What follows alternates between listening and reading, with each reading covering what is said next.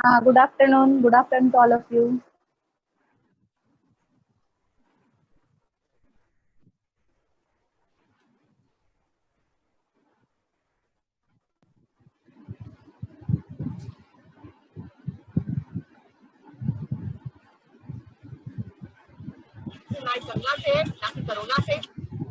Good afternoon, Diksha. Good afternoon.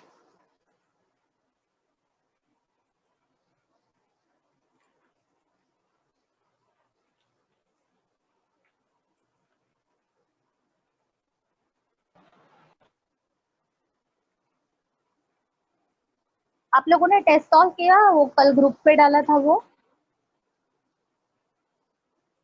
Reply me. Any one of you have solve the test?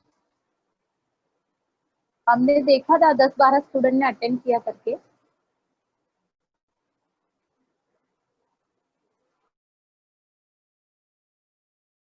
Okay, क्या क्या experience था? Good Dhanashree, शाबाश। मुझे तो लगता है अभी 80 स्टूडेंट सभी को वो अटेम्प्ट करना चाहिए। और अभी जो यूनिट टेस्ट होगा वो 80 स्टूडेंट्स को सबको अटेंड करना है, उसको मार्क्स देने हैं, हम लोगों को एंट्री करके भेजना है ऑफिस में। और कॉलेज भी रिस्टार्ट होने के मैसेजेस आपको आए ही होंगे बाहर से, हमने नहीं बताया तो भी।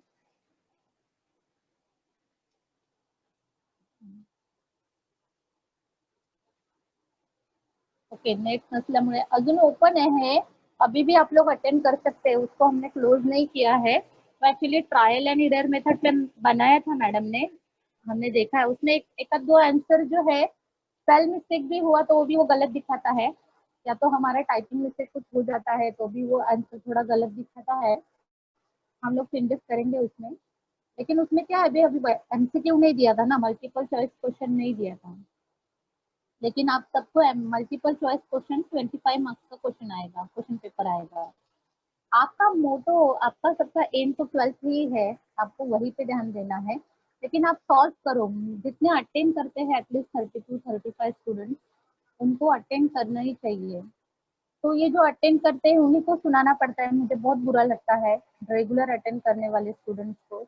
और जो अटेंड नहीं करते वो आराम से है, मालूम नहीं शायद वो कहीं और क्लासेस में एंगेज होंगे, पढ़ाई कर रहे होंगे, लेकिन हमें आइडिया नहीं है। तो कॉलेज स्टार्ट होने के बाद हमें आइडिया ही आ जाएगा कहाँ पे कितना कैसे पढ़ाई चल रहा है। लेकिन अभी याद रखो, अगर कॉलेज स्टार्ट हो रहा है तो इसका मतलब आपका एग्जाम फेब्रुवरी में ही होगा या उसी पीरियड में होगा, और आपको इतना सारा पढ़ाई करना है। तो अभी आप सबको पढ़ाई में लगना ही चाहिए। और मैं स्पेशली अभिनव को थैंक्स बोलती हूँ कि ये सब जो लेक्चर हो रहे हैं ना, ये सब अभिनव की वजह से हो रहे हैं। वो टेक्निकल इशू 2-3 दिन से आ रहे हैं, इसलिए हम लोग थोड़ा लेक्चर थोड़ा पीछे रख रहे हैं। मोस्टली हमने 1 o'clock को ही डिसाइड किया है, लेकिन थोड़ा प्रॉब्लम है इसीलिए। देखो अभी 5 मिनट तो ये सब समझाने में ही गया। टेस्ट में आप सबको रिक्वेस्ट करती हूँ एक बार फिर से सॉल्व करो तो आपको आइडिया आ जाएगा। 21st को जो बायो का अपना या फिजिक्स केमिस्ट्री मैथ्स जो भी आप टेस्ट देने वाले हो वो उसी पैटर्न में रहेगा, बस वहाँ पे एमसीक्यू नहीं दिया था, वहाँ पे एमसीक्यू दिया जाएगा। ओके, तो please all of you reply me yes और नो। आप देंगे ना टेस्ट? जितने अभी आज अटेंड कर रहे हैं वो सब लोग, वो वेबसाइट को ओपन करो और उसको टेस्ट अटेंड करना। हाँ, फिर हम लोग अभी आज लेसन कंप्लीट करेंगे और न्यू चैप्टर स्टार्ट करेंगे। मैं सोच रही हूँ एक बार रिवाइज करती हूँ आपको, ताकि आपको समझ में आ जाए। हाँ, yes, okay. Deepika, thank you. Yes, okay. एक बार फिर से रिवाइज करते हैं ताकि आपको, हाँ यस अभिनव, ओके। तो फिर से रिवाइज क्यों करती हूँ, ताकि आपको पैटर्न एक बार ध्यान में आ जाएगा ना, तो कुछ प्रॉब्लम नहीं आएगी। देखो, reproduction in lower and higher plants ये अपना फुल चैप्टर हो गया है, ये यूनिट टेस्ट में हमने रखा है। और अभी जो मैं ले रही हूँ इनहेरिटेंस एंड वेरिएशन, ये यूनिट टेस्ट में है। अभी ये दो चैप्टर में आपको कहाँ पे क्या पढ़ना है, कुछ डाउट तो नहीं रहे। ये कॉलेज स्टार्ट होने के बाद लेते हैं, क्योंकि 80 स्टूडेंट्स रहेंगे तो ये भी थोड़ा मेन टॉपिक है ना, तो वो ज्यादा अच्छा रहेगा। ये molecular basis of inheritance C division में हो गया है, लेकिन मुझे अभी भी लग रहा है कि इसके लिए भी सब स्टूडेंट्स होने चाहिए। सब, अभी तो मैं सब और ये नहीं सोचूंगी। अगर मैंने ये चैप्टर पढ़ाए हैं तो मैं बाद में पढ़ाने वाली नहीं हूँ। फिर उसके बाद अभी आप लोग क्या करना, मैं आपको ये क्यों रिवाइज कर रही हूँ बार बार, तो ये जो 1, 2, 3, 4 चैप्टर है ना, ये इनडायरेक्टली फुल चैप्टर है। लेकिन नीचे के चैप्टर में देखो, इसमें 2 ही यूनिट हमको पढ़ने हैं। उसके नीचे के चैप्टर में 2 ही यूनिट है, उसके नीचे के चैप्टर में 1 ही यूनिट है। तो एटलीस्ट ये 2-3 यूनिट, जैसे एनहांसमेंट इन फूड प्रोडक्शन 2 ही यूनिट है। फिर उसके बाद ecosystem and energy flow 1 he unit है। इसमें भी ओनली 6-7 ही यूनिट है। टोटल 11 में से मतलब 15.1 से लेके 15.11 तक उतना बड़ा चैप्टर है। लेकिन उसमें से हमको 6 तक पढ़ने है सीरियली, और 1 ही पढ़ना है। और ये याद रखो, ये टॉपिक सब ईवीएस ओरिएंटेड है। तो ये अगर आपको शायद ना पढ़ाए गए, प्रॉब्लम हुआ, तो आपको सेल्फ स्टडी करना है। तो टीचर को आपको डाउट कुछ नहीं है इसमें कि इसमें क्या क्या पढ़ू। तो मैं सोच रही हूँ यही मैं फास्टली जल्दी जल्दी कंप्लीट करती हूँ आपके। तो बाद में हम लोग क्या करेंगे, जैसे अभी आप टेस्ट ले रहे हो ना, वैसा टेस्ट डालेंगे, मैं टेस्ट दिया करूंगी, तो आप लोग सॉल्व करेंगे। तो प्रैक्टिस मेक्स मैन परफेक्ट। जितना हम प्रैक्टिस करते हैं ना, हमें बहुत अच्छे मार्क्स मिलेंगे। और अभी हम सबका मटेरियल गेन एक ही गेन है, सबका, जितने भी क्लास अटेंड कर रहे हैं, सबको ऐसा लगता है कि बायो में अच्छे मार्क्स मिलने चाहिए। तो मालूम नहीं अभी नेक्स्ट ईयर कैसा नीट एग्जाम होगा, क्योंकि ये सिलेबस भी डिडक्ट हुआ है ना। तो इसी बेसिस पे अगर नीट का एग्जाम होगा तो किस तरह से चलेगा, वो बाकी आगे डिसाइड होता जाएगा। लेकिन अभी अगर स्टेट गवर्नमेंट ने ये दिया है, तो हम इसी पे 100% देंगे, कॉन्सेंट्रेट करेंगे। तो इससे हमको 100 आउट ऑफ 100 मार्क्स, रियली मैं बोलती हूँ कि वहां पे ही ध्यान देंगे कि कम टाइम पीरियड में, कम नोट्स में, कम सिलेबस में ज्यादा मार्क्स कैसे लेके आ जाए, उसके लिए क्या करना चाहिए। और आप लोग अभी प्रैक्टिस भी अच्छा कर रहे हो, नोट्स भी डाल रहे हैं, क्वेश्चन आंसर भी ले रहे हो, और जिनको इंटरेस्ट है वो सॉल्व भी कर रहे हैं। ऐसा नहीं है कि वो सॉल्व नहीं कर रहे हैं, सॉल्व भी कर रहे हैं। तो उस दिन हमने क्या लिया था, सेक्स डिटर्मिनेशन इन किस में लिया था, इन ह्यूमन बींग्स, अगर आपको याद है तो। सेक्स डिटर्मिनेशन मतलब how, who is responsible to determine the sex in the offspring और चाइल्ड। चाइल्ड में लड़का होना या लड़की होना कौन डिसाइड करता है। ये टॉपिक हम कल परसों के लेक्चर में लिए थे। तो मैकेनिज्म ऑफ सेक्स डिटर्मिनेशन, तो ये डिटरमाइन बाय किससे होते हैं, सेक्स क्रोमोसोम से। उनके नाम क्या है, या उन्हें क्या कहा जाता है, X X and X Y type. तो इसलिए उस टाइप को भी नाम दिया X X and X Y type. तो फिर उसके बाद नेक्स्ट क्या है कि ये कैसे डिटरमाइन हुआ। तो यहाँ पे ह्यूमन फीमेल जीनोटाइप में मोस्टली फीमेल है, तो उसका जीनोटाइप क्या आएगा, 44 ऑटोसोम, और दो one one single pair of sex chromosome, और 2 एक्स एक्स क्रोमोसोम। और मेल रहेगा तो मेल का जीनोटाइप क्या है, 44 autosome and 1 X and Y. इसको रिप्रेजेंट किया हम लोगों ने फिनोटाइप, जीनोटाइप। फिर क्या है ये, गैमेट। फिर फ्यूजन ऑफ क्या हुआ, gamete, and formation of what takes place offspring, and what ratio, 1:1। So here who is heterogametic? The male is heterogametic because male have X and Y chromosome, two different chromosomes. So because of two different chromosomes, here what happened? The sex of the child is determined by the male, not by the female. तो पहले के जमाने में क्या होता था, इसको ज़्यादा किसी जानने की जरूरत नहीं है। अभी भी कहीं जहाँ पे रूरल एरिया होगा, अनएजुकेटेड एरिया होगा, तो वहाँ पे क्या होता था, प्रोजेनी अगर किसी फीमेल को, किसी मदर को अगर वाइट चाइल्ड नहीं होता था, तो उसको रिस्पॉन्सिबल कहा जाता था, अरे कैसे अभागन मतलब हमारे घर में आ गई, देखो हमारे घर में दिया ही नहीं जला, मतलब हमारे घर में कोई लड़का ही नहीं हुआ, इसकी वजह से बहुत प्रॉब्लम आ गई है। बराबर है। तो क्या कर सकते हैं हम लोग, मैं लिए होके देखती हूँ।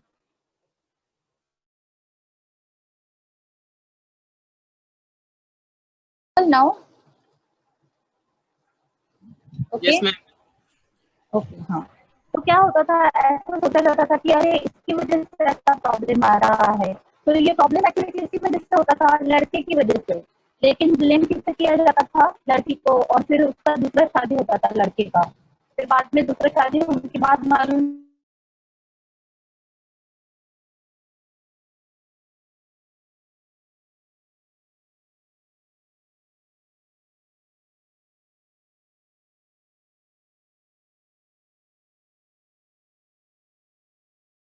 कर सकते हैं, who is responsible, father is responsible to determine the sex of the child.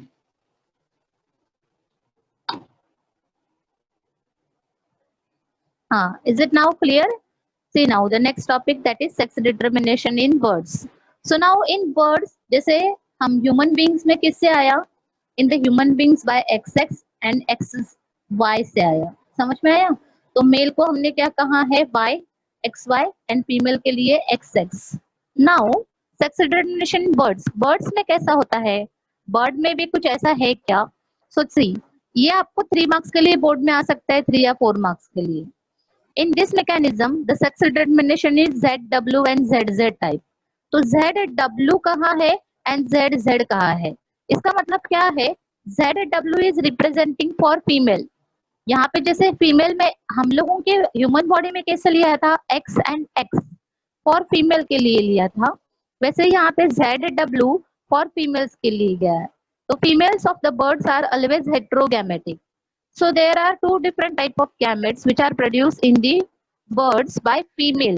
So automatically, who is heterogametic? That person is that individual, that organism is responsible to determine the sex of the child. So here females are heterogametic. That means in the birds, the females are producing 2 different type of eggs. Natural है ना, अगर उसके पास 2 different type of chromosomes है, तो वो 2 different type of egg बनाएगी. And the males who produces the male gamete, they are homogametic. वो ZZ का है, तो इसका मतलब वो similar gametes produce करेगा. So in this, females are called as the heterogametic, and she produces 2 types of eggs. And males are called as a homogametic. That means they produces only 1 type of sperm. So now parent are called as a male and female. This is called as a phenotype. What will be the genotype? 2n मतलब उसकी body cell में chromosome 2n plus उसका जो sex chromosome रहेगा वो, और 2n plus zn. तो यहाँ पे 2n का हाफ हो गया n, और zz के जहाँ पे क्या आया? z. यहाँ पे क्या आया? 2n मतलब n प्लस z और n प्लस w. ये can all of you getting my this point?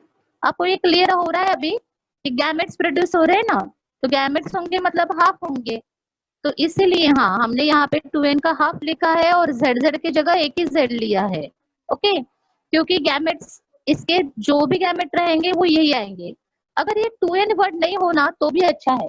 2n word से बहुत कंफ्यूजन होती है ना, तो सिंपली हम किसे लेंगे? जैसे हमने वहां पे x6 को लिया था, तो वैसे यहाँ ZZ होगा तो ये गैमेट्स क्या प्रोड्यूस करेगा? ऑलवेज Z ही प्रोड्यूस करेगा ना. और ये गैमेट क्या प्रोड्यूस करेगा? Z एंड W, ये 2 गैमेट प्रोड्यूस करेगा. क्लियर हो रहा है? तो Z when fused with Z, then it produces the male bird. ZZ जहां आएगा वहां पे कौन सा बर्ड आएगा? Male bird. और Z when fused with W, then it produces the female bird. तो फीमेल बर्ड का ये जो कैरेक्टरिस्टिक आएगा वो ZW हो जाएगा. तो फीमेल्स आर हेट्रोगैमेटिक हियर. समझ में आ रहा है? All of you getting my point? तो यहाँ पे हमको जहाँ पे हमने XX लिया था एंड XY लिया है, वहां पे हमें क्या लेना है? ZW, एंड यहाँ पे क्या लिया था? ZZ. ZW के गैमेट्स क्या है? Z and W. इसके गैमेट्स क्या है? Z. अब फ्यूजन हुआ तो ZZ, ये दोनों का फ्यूजन हुआ तो ZZ, और इसका फ्यूजन हुआ तो Z एंड W. तो जहाँ ZW आएगा दैट इज ऑलवेज फीमेल. वो क्या हो जाएगा बताओ? फीमेल. That is heterogametic. और यहाँ पे क्या आएगा? Homogametic. That is called as a male. तो बस इतना सिंपल है. पहले बर्ड्स में सेक्स डिटरमिनेशन होता है, उस मैकेनिज्म का नाम है homogametic. That is ZW and ZZ type. फिर उसके बाद फीमेल्स आर ऑलवेज कैसे रहेंगे? Heterogametic, and males are called as a homogametic. That is, they produce a similar type of gametes. Okay, so similar type of sperms are produced by male. So this is represented by cross checkerboard. ये हुआ किसमें? Determine. Last वाला topic है sex determination in honey B. तो हमारी book में 3 sex determination दिए गए हैं. One that is called as a human being, second one is bird, and third one is the honey bee. Honey bee सबको समझ में आ रहा है ना? जो हनी बनाती है वो बी है, जो इंसेक्ट की वैरायटी है. तो sex determination in honey bee कैसे होता है? देखो, in honey bee The chromosomal mechanism of sex determination is haploid and diploid. तो उस मैकेनिज्म को क्या नाम दिया है? हैप्लॉइड एंड डिप्लॉइड का। तो what is meaning of haploid and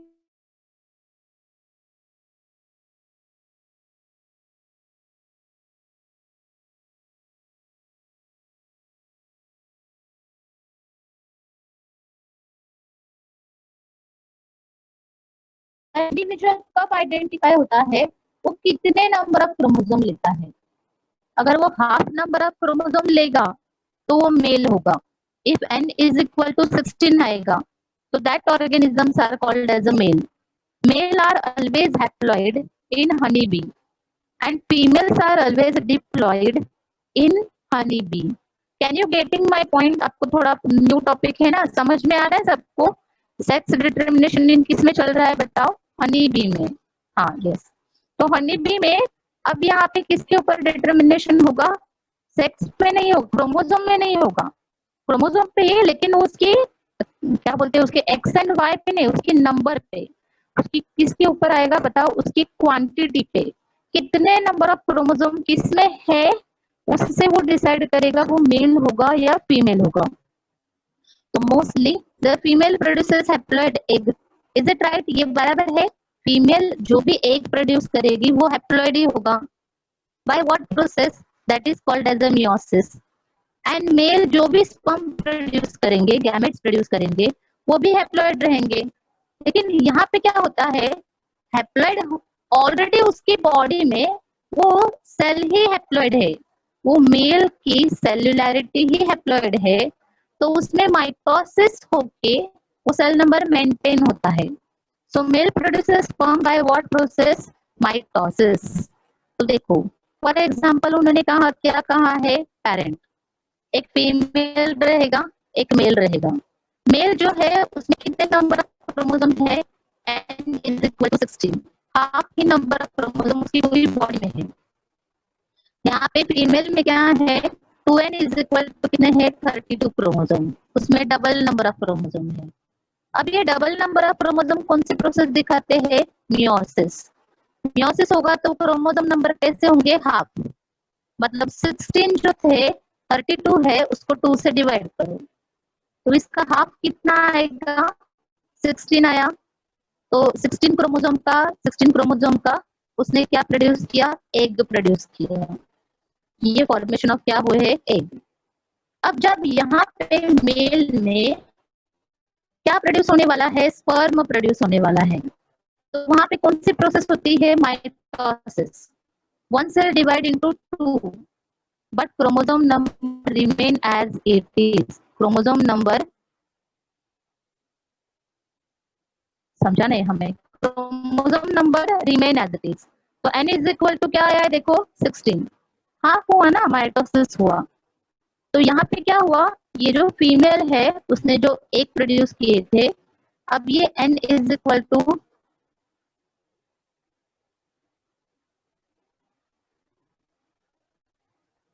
okay, n is equal to 16 and n is equal to 16।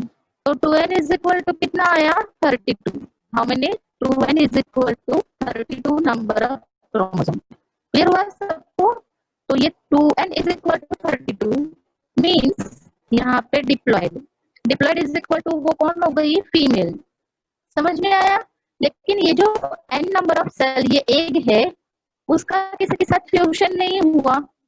Now this haploid number of cell is converted into male. ये किसमें? Can you getting my point? सबको समझ में आ रहा है? जब ये egg का फ्यूजन किसके साथ हुआ? स्पर्म के साथ। तो यहाँ पे डिप्लॉयड कैरेक्टर मेंटेन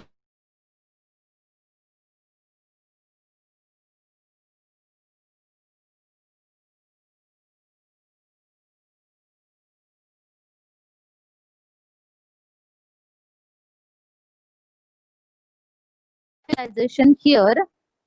पार्थेनोजेनेसिस मतलब जैसे हम लोगों ने सीडलेस फ्रूट फॉर्म किया था, वैसे यहाँ पे इन F1 generation in F1 progeny n is equal to 16 remain as it is. That condition is haploid and this is the male. ये कंडीशन किसका रहेगा? मेल का। ओके ओके, ठीक है। तो यहाँ पे this is sex determination in honey B, तो हनी बी में ये सेक्स डिटर्मिनेशन हुआ। तो हाँ, कोशिश करती हूँ मैं जितना हो सकता है कांस्टेंट करने की। शायद रेंज का प्रॉब्लम होगा, लेकिन हमने तो वाईफाई यूज किया है तो भी प्रॉब्लम हो रहा है। तो देखो यहाँ पे मियोसिस और क्या हो रहा है, देखो माइटोसिस। तो यहाँ पे सेक्स डिटर्मिनेशन इन किस में क्लियर हुआ, हनी बी। तो देखो क्या तीन में डिफरेंस आए वो मैं पहले बताती हूँ। ह्यूमन बीइंग में जो आया, देखो अगर टेक्स्ट बुक है आपके पास तो टेक्स्ट बुक थोड़ा देखो, नोट्स है तो नोट्स में देखो। ह्यूमन बीइंग में क्या आया, एक्स एंड वाई से हमने लिखा। तो यहाँ पे ह्यूमन बीइंग्स में मेल इज हेट्रोगैमेटिक। ह्यूमन बीइंग्स में कैसे हुआ, मेल इज हेट्रोगैमेटिक। और यहाँ पे क्या हुआ देखो, यहाँ पे बर्ड में फीमेल इज हेट्रोगैमेटिक। और यहाँ पे हनी बी में क्या हुआ, that is female is responsible but that is by production of two different type of eggs. Eggs भी वो सेम ही प्रोड्यूस करेगी, लेकिन बाय फ्यूजन। फ्यूजन ऑफ किसके साथ, sperm. Fusion diploid character is maintain and that diploid character give formation of female. यहाँ तक अपना topic clear हुआ, लेसन का मेन इंपॉर्टेंट टॉपिक कंप्लीट हुआ। अब आपको बोर्ड में 2 2 मार्क्स के लिए आ सकता है। जैसे देखो 11th स्टैंडर्ड में अगर आपने, याद है आपको, तो हर एक चैप्टर होने के बाद है ना, हर एक चैप्टर के पीछे आपको डिसऑर्डर आया था। For example suppose human nutrition lesson 11th standard में आपने पढ़ा, पढ़ा है क्या मुझे बताओ जरा, यस और नो। ह्यूमन न्यूट्रिशन हुआ है ना, याद है। तो ह्यूमन न्यूट्रिशन के लास्ट के टॉपिक में डिसऑर्डर आया था। हाँ, ये कौन सा डिसऑर्डर था, किसे याद है, मुझे कोई टाइप करके बताएगा। ह्यूमन न्यूट्रिशन के टॉपिक में लास्ट में माधवी कोई डिसऑर्डर आया था। यस दीक्षा, क्वाशियरकर, शाबाश। और कोई डिसऑर्डर किसे याद आ रहा होगा तो, क्वाशियर के साथ क्वाशियरकर और कुछ हुआ था, क्वाशियरकर को रिलेटेड ही था एक। यस कोशिश करो, with in a minute, time होने जा रहा है। कुछ डिफिशियंसी डिसऑर्डर, कुछ और। यस माल न्यूट्रिशन दीक्षा, और कुछ। ओके, याद करने की कोशिश करो।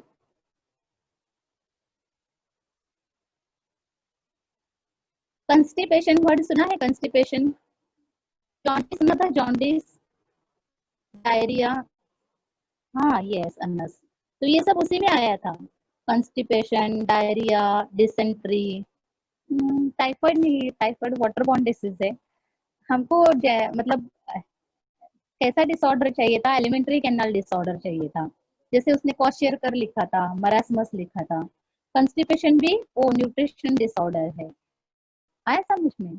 ओके ठीक है। वैसे रेस्पिरेशन में भी हुआ था, रेस्पिरेटरी डिसऑर्डर भी हमने पढ़े थे, बराबर है कि नहीं दीक्षा, याद आ रहा है रेस्पिरेटरी डिसऑर्डर कौन से हुए थे, मैं थोड़ा याद दिलाती हूँ आपको। अस्थमा, अस्थमा याद है, ह्यूमन रेस्पिरेशन में हमने पढ़ा था। ये तो जॉन्डिस न्यूट्रिशन में गया। अब हम रेस्पिरेशन की बात करें ना, तो लंग्स में न्यूमोनिया होता है, अस्थमा होता है, तो ये रेस्पिरेटरी डिसऑर्डर है।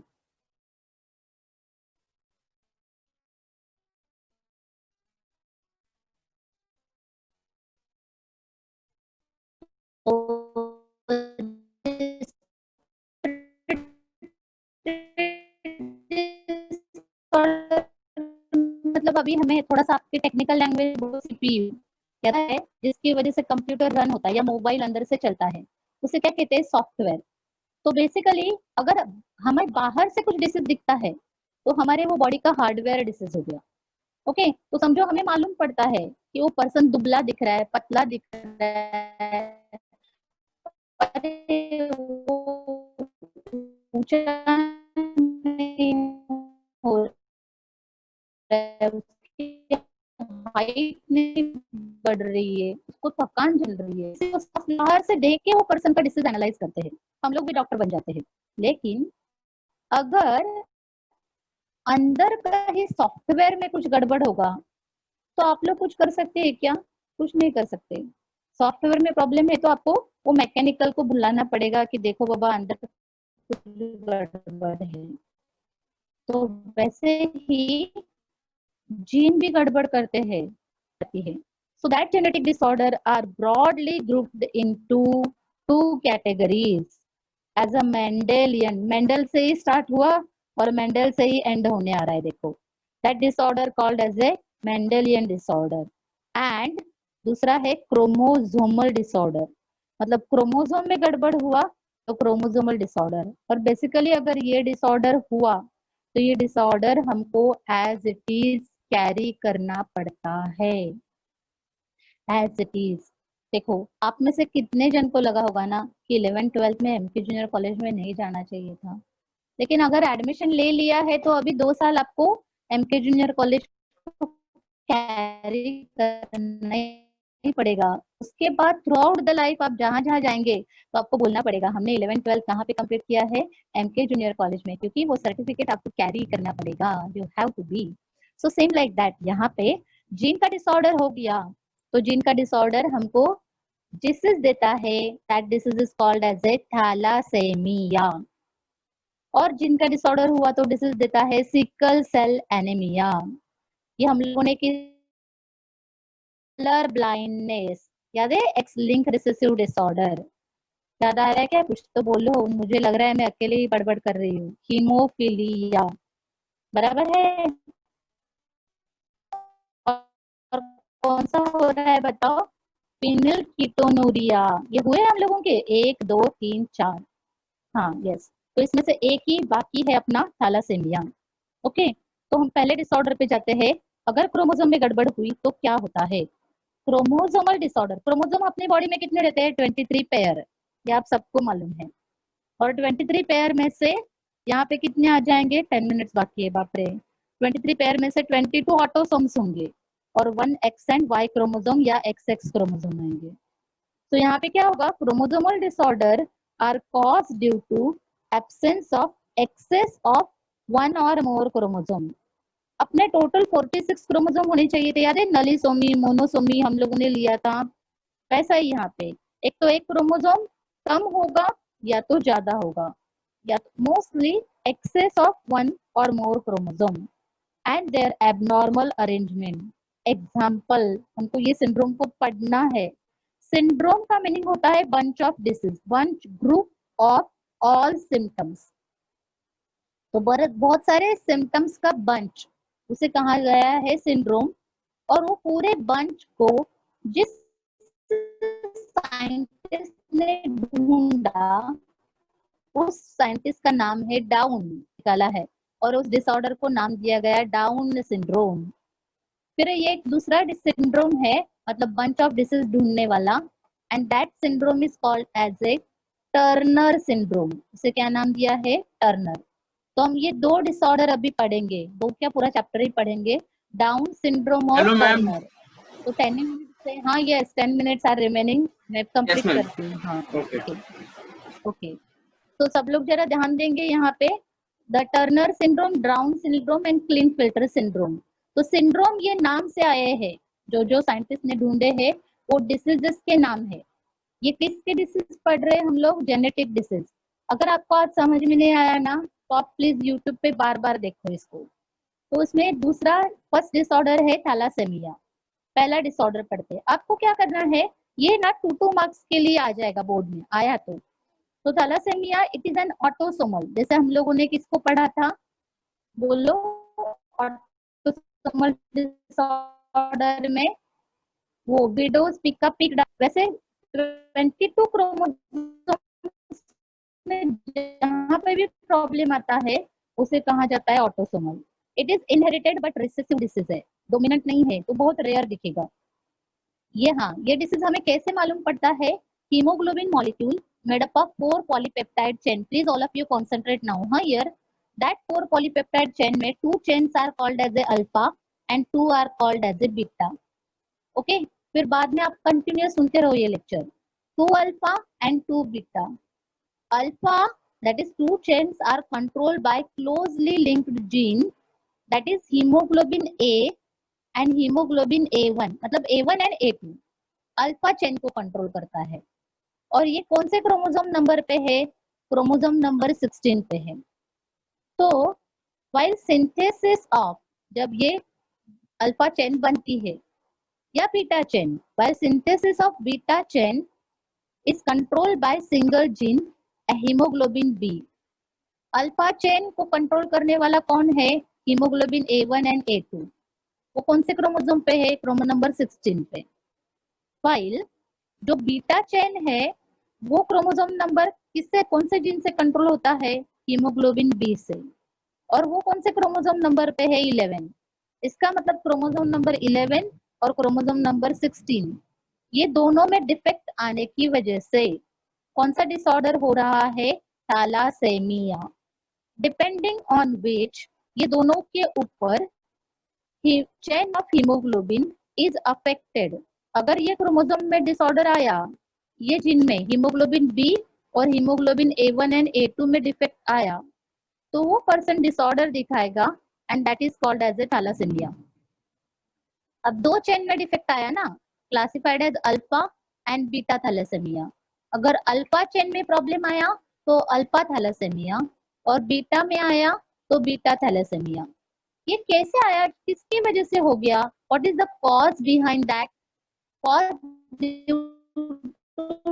डिलीशन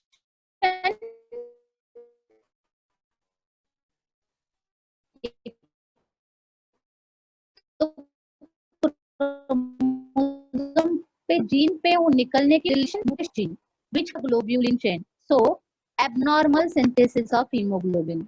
हम हीमोग्लोबिन नहीं बनेगा तो ऑक्सीजन कैरी नहीं होगा, ऑक्सीजन नहीं कैरी होगा तो बॉडी काम नहीं करेगी, तो उसको ब्लड देना पड़ेगा. तो याद रखो, मोस्टली थैलासेमिया पेशेंट जो मेजर पेशेंट रहते हैं,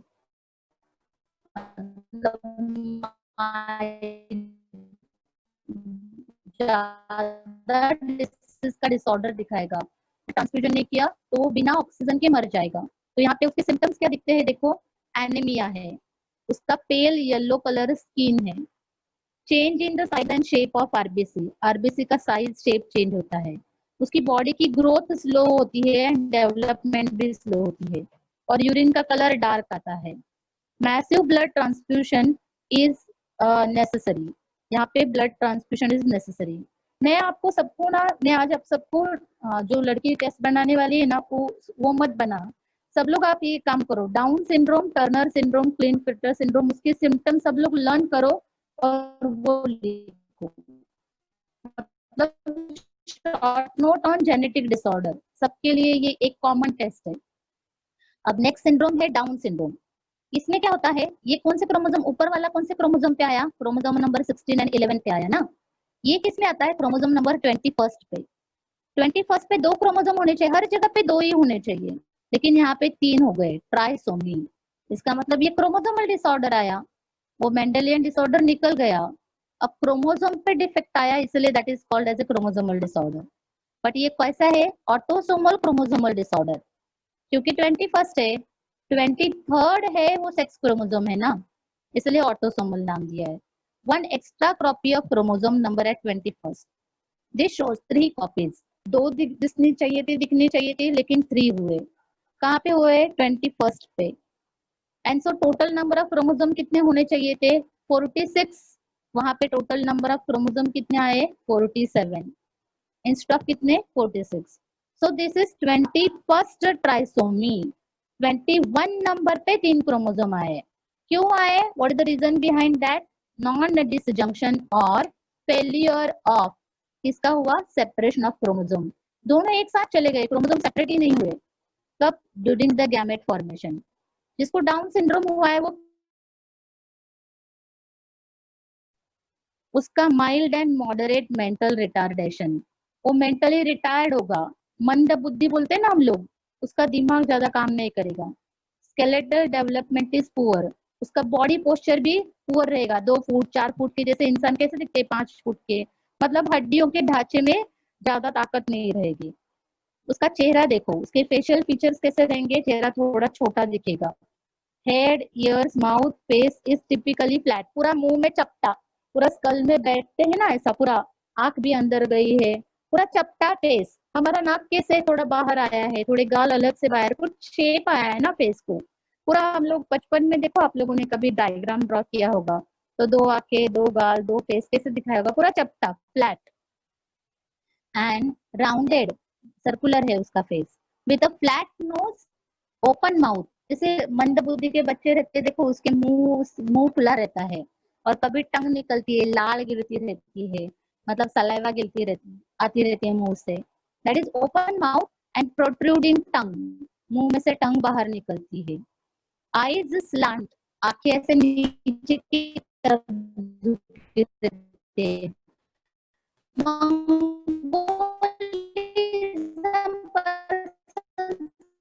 कैसे रहते हैं मंगोलॉइड, देखो उनकी भी आंखें and out with the internal epicanthal floors. तो यहाँ पे एक्चुअली हैंड में रहता है ये, हैंड में up and out with internal epicanthal floors, that is flat hands. हमारे हैंड्स में ऐसा कुछ शेप दिखता है ना, ऐसा कुछ खड्डा है, नॉच दिखेगा, पूरा मोटे मोटे भरे हुए और फ्लैट दिखेंगे। And then the stubby fingers, fingers भी पूरे भरे हुए हैं, कुछ डिफरेंशिएशन क्लियर नहीं दिखेगा। So this is the character. And palm is broad, ये जो हमारा पाम है, ये जो है उससे भी वो ब्रॉड होगा। Palm is broad with a single palmar crease. तो यहाँ पे ये जो क्रीज दिख रही है ना ऐसे, तो ये एक दो ऐसे हमारे दो दिखते हैं, लेकिन उनमें कैसा दिखेगा? A single palmar crease line रहेगी। तो ये किसका कैरेक्टर हुआ? डाउन सिंड्रोम का। अब तीसरा सिंड्रोम है टर्नर, थोड़ा फास्ट लेती हूँ, 2 ही मिनट बाकी है। टर्नर सिंड्रोम एक्स मोनोसोमी, मतलब एक क्रोमोसोम कम होगा। सेक्स क्रोमोसोमल डिसऑर्डर है, this is caused due to non disjunction of chromosome. फिर ये इसमें 44 ऑटोसोम्स, एक एक्स क्रोमोसोम नहीं है, इसलिए एक्स जीरो लिखा है। एंड फिनोटाइपिकली वो फीमेल दिखेगा, क्योंकि वाई क्रोमोसोम और एक्स क्रोमोसोम कम है, तो दिखने में फीमेल दिखेगा, लेकिन उसका हाइट बहुत ही छोटा है, short stature, webbed neck, neck web है, lower posterior hair line, broad shield shaped chest and poorly develop ovaries. Female है लेकिन ओवरी नहीं है। Well not well develop breast and low intelligence, intelligence भी कम है। ये हुआ किसके बारे में? Turner syndrome. और लास्ट टॉपिक है Klinefelter syndrome. Klinefelter syndrome में क्या होता है? एक एक्स क्रोमोसोम एक्स्ट्रा आया है, देखो एक्स एक्स वाई, तो ये सेक्स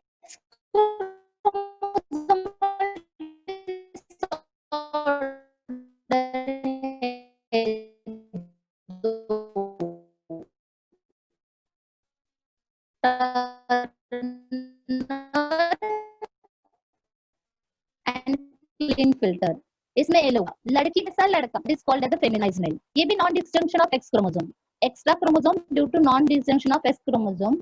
अब नाउ नेक्स्ट क्या होगा? That is symptoms. अभी से कुछ प्रॉब्लम नहीं आएगा, देखो symptoms are may pitch as harsh, under development of testis, male है तो टेस्टिस है,